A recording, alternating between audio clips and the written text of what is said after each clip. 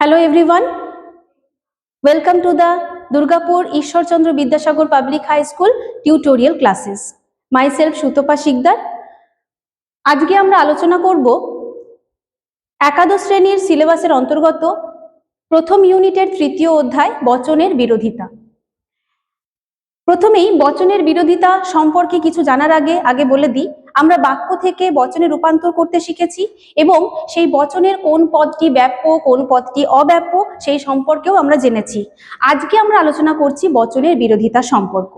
এই বচনের বিরোধিতার সম্পর্ক জানতে গেলে আমাকে জানতে হবে যে বচনের বিরোধিতা সম্পর্কটা কি জিনিস।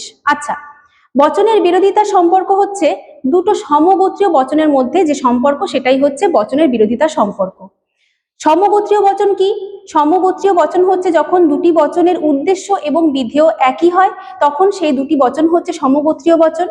এই সমগোত্রীয় দুটি বচনের মধ্যে যখন গুণ পরিমাণ অথবা গুণ ও পরিমাণ উভয় দিক থেকেই একটা পার্থক্য পরিলক্ষিত হয় তখন তাদের মধ্যে যে সম্পর্ক তাই হচ্ছে বচনের বিরোধিতার সম্পর্ক।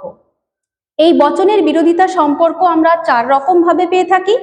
প্রথম হচ্ছে বিপরীত বিরোধিতার সম্পর্ক। বিপরীত বিরোধিতার সম্পর্ক কি? যখন দুটো সামান্য বচনের মধ্যে, এখানে আমরা দেখতে পাচ্ছি আগের ক্লাসেই পড়েছি এই বচন আর ই বচনের মধ্যে দেখতে পাচ্ছ তোমরা বিপরীত বিরোধিতার সম্পর্ক রয়েছে। এই এ বচন আর ই বচন দুটোই হচ্ছে সামান্য বচন। যখন দুটো সামান্য বচনের মধ্যে শুধুমাত্র গুণের পার্থক্য পরিলক্ষিত হচ্ছে, অর্থাৎ একটি যদি সদর্থক হচ্ছে তাহলে অপরটি হয়ে যাচ্ছে নঙর্থক। এই রকম যখন দুটো সামান্য বচনের মধ্যে শুধুমাত্র গুণের পার্থক্য পরিলক্ষিত হয় তখন তাদের মধ্যে যে সম্পর্ক বর্তমান তা হলো বিপরীত বিরোধিতার সম্পর্ক। তারপরে চলে আসছি আমরা অধীন বিপরীত বিরোধিতার সম্পর্ক।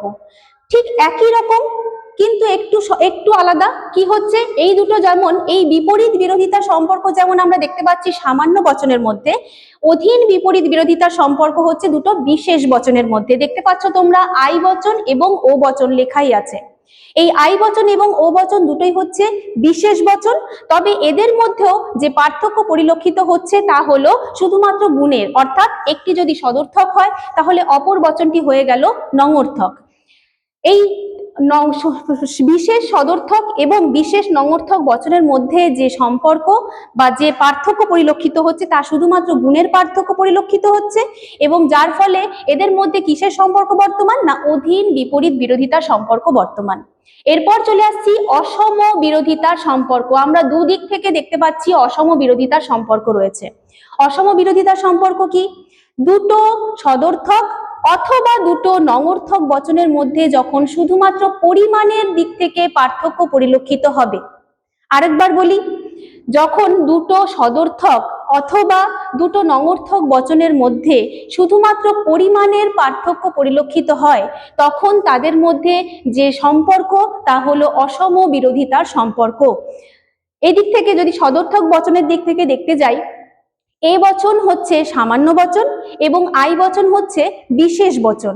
তাহলে দেখতে পাচ্ছি দুজন সদর্থক হওয়া সত্ত্বেও দুজনের মধ্যে কি না পরিমাণের পার্থক্য দেখতে পাচ্ছি, যার ফলে এদের মধ্যে হয়ে গেল অসম বিরোধিতার সম্পর্ক। ঠিক একই রকম ভাবে যদি নঙর্থক দিকে চলে আসি, দেখতে পাচ্ছ তোমরা ই বচন হচ্ছে সামান্য নঙর্থক এবং ও বচন হচ্ছে বিশেষ নঙর্থক।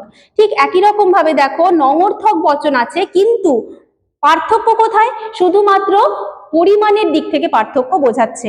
এই পরিমাণের দিক থেকে যখন পার্থক্য হচ্ছে তখন এদের মধ্যে কি সম্পর্ক বর্তমান? না অসম বিরোধিতার সম্পর্ক বর্তমান। এরপরে চলে আসছি আমরা দেখো বিরুদ্ধ বিরোধিতার সম্পর্ক। বিরুদ্ধ বিরোধিতার সম্পর্কের ক্ষেত্রে কিন্তু প্রথমেই বলেছিলাম গুণ এবং পরিমাণ উভয় ক্ষেত্রে পার্থক্য থাকবে। এই যে বিরুদ্ধ বিরোধিতার সম্পর্ক, এই সম্পর্কে কিন্তু আমরা গুণ এবং পরিমাণ উভয় দিক থেকে পার্থক্য পরিলক্ষিত করব। খুব ভালো করে লক্ষ্য করলে দেখতে পাবে এই যে ডায়াগ্রামটা এঁকেছি তার একটা কোনাকুনি একটা লাইন টেনেছি। দেখতে পাচ্ছ তোমরা এ থেকে ও তে একটা টেনেছি এবং ই থেকে আই তে একটা টেনেছি।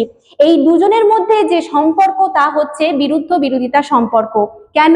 কারণ এ বচন হচ্ছে সামান্য, ও সদর্থক, এবং ও বচন হচ্ছে বিশেষ নঙর্থক, অর্থাৎ এদের দুজনের মধ্যে গুণ এবং পরিমাণ উভয় দিক থেকে পার্থক্য বর্তমান। ঠিক একই রকম ভাবে আই বচন এবং ই বচনের মধ্যেও কিন্তু এই বিরোধিতার সম্পর্ক বর্তমান। আজকের ক্লাসে আমরা বিরোধিতার এই চারটে টাইপ, এই চারটে ভাগ আমরা দেখে নিলাম। পরবর্তী ক্লাসে এই যে বিরোধিতা সম্পর্কে যে সত্য মূল্য রয়েছে, অর্থাৎ একটি সত্য হলে অপরটি কি হবে, একটি মিথ্যা হলে অপরটি কি হবে, এই সম্পর্কে আলোচনা করব। আজকে ক্লাসে আমরা এটুকুই শিখলাম। Do like, subscribe and share. Thank you.